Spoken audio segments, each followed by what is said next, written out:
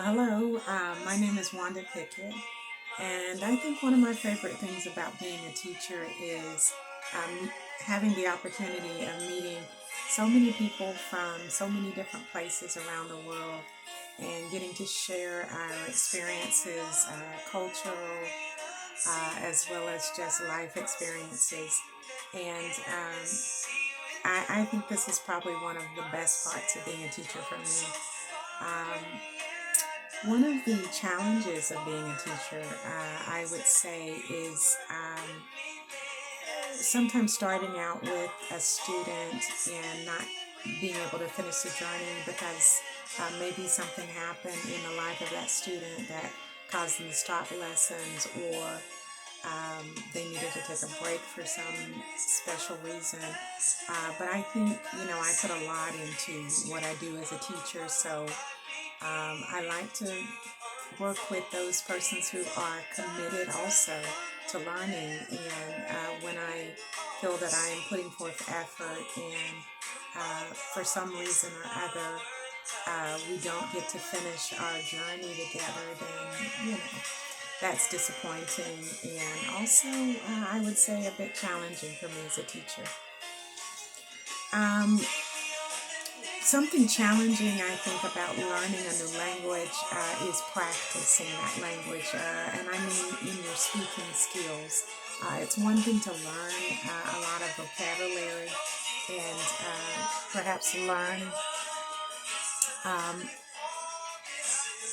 a lot of grammar and structure of sentences, but actually getting to put that into um, making it uh, actually get into your head where you're able to use that language in real life situations.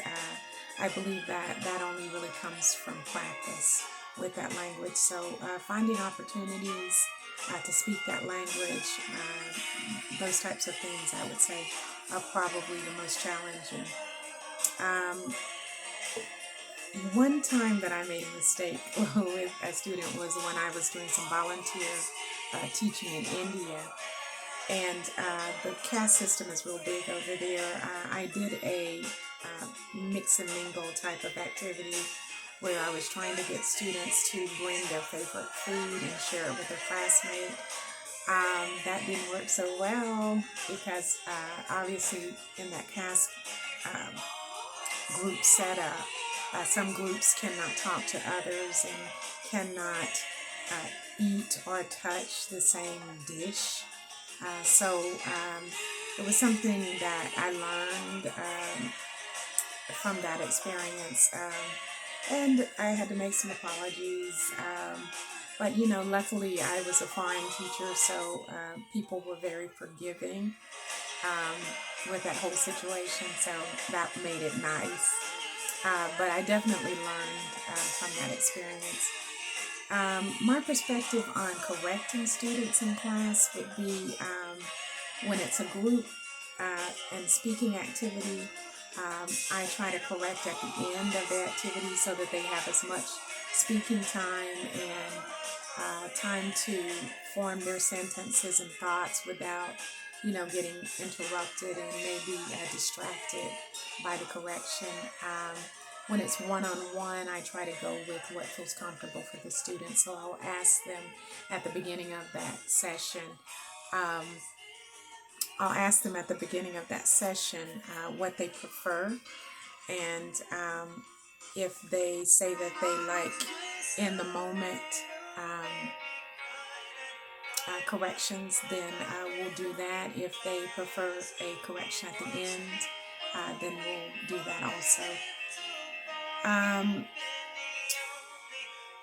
if a student is nervous or untalkative, I think one of the ways to that I like to try to get them talking is at the beginning of class. I try to find out what their interests are, so that we find topics that they feel comfortable talking about, and then I try to ask questions about those type of topics and just kind of get them feeling comfortable and eventually talking.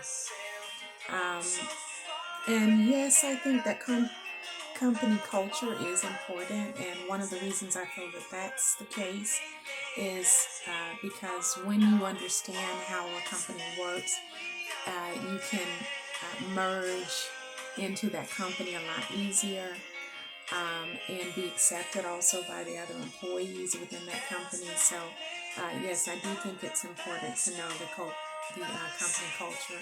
And some things that I would personally like to know about Craving English would be your schedule for your tutors,